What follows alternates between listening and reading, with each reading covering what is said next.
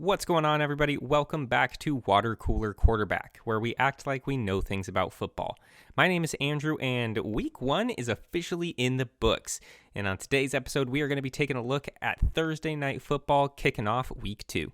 Before we go ahead and preview tonight's game, let's take a look at the Water Cooler Quarterback Pick Em League. We've currently got Football Americano and Allybug in a dead tie for first place. I am currently in a three-way tie for fifth, smack dab in the middle of the leaderboard. And then we've got Keo and Addy looking to have a bounce-back week after a rough 4-12 start. But the beauty of this Pick'em League is that it can all turn upside down in just a matter of 1 week. Remember, you are free to join the league at any time, but the longer the season goes on without you joining, the less games you will have to pick, and the further behind you will fall. So if you want to join in on this fun, join as soon as you can. With all that out of the way, let's go ahead and take a look at this Thursday night game. Tonight, the Minnesota Vikings are going to make their voyage to Philadelphia to take on the Eagles. Last week, the Eagles jumped out to an early lead over the New England Patriots, but ultimately stalled out for much of the game following that. Nearly losing that lead towards the end, they did manage to hang on and win 25-20. Much of the Eagles' struggles seem to be the result of bad weather, but in addition to that, it's Week 1. Lots of really good teams can get off to a shaky start. There's also something to be said for taking on Bill Belichick's New England defense in Week 1. When you're just starting out again, trying to get the feel for your offense at true NFL speed, it can be tough to go against one of the best defensive coaches of all time. So between the weather, it being Week 1, and going against a strong defense, I think a lot of that is why the Eagles struggled. And I have no doubt that they will be much better this week and going forward the rest of the season. Now, speaking of defenses, the Eagles find themselves going up against the Vikings, who have a new defensive coordinator in Brian Flores.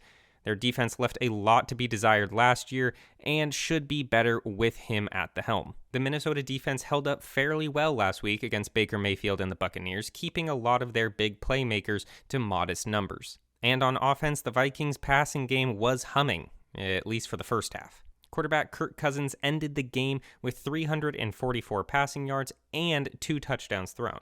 And Justin Jefferson hit 150 yards receiving, which sounds awesome, but when you realize that 138 of that came in the first half, you start to wonder what was going on in the second half.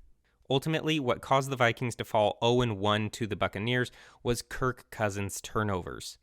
Fumbles and interceptions simply gave the Buccaneers too many opportunities, and the running game with Alexander Mattison in the backfield didn't look too great, but a lot of that could just be attributed to how good the Buccaneers' run defense is. Nevertheless, now in Week 2, he's going to have to be running against an Eagles defense who's probably just as good at stopping the run as Tampa Bay is.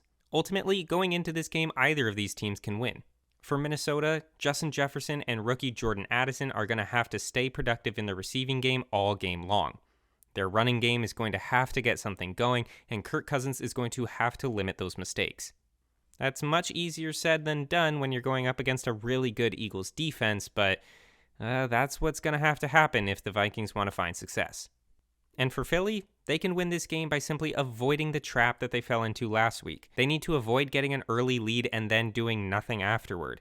If they get out to an early lead, I want to see them keep their foot on the gas and just put this game out of reach as quickly as possible.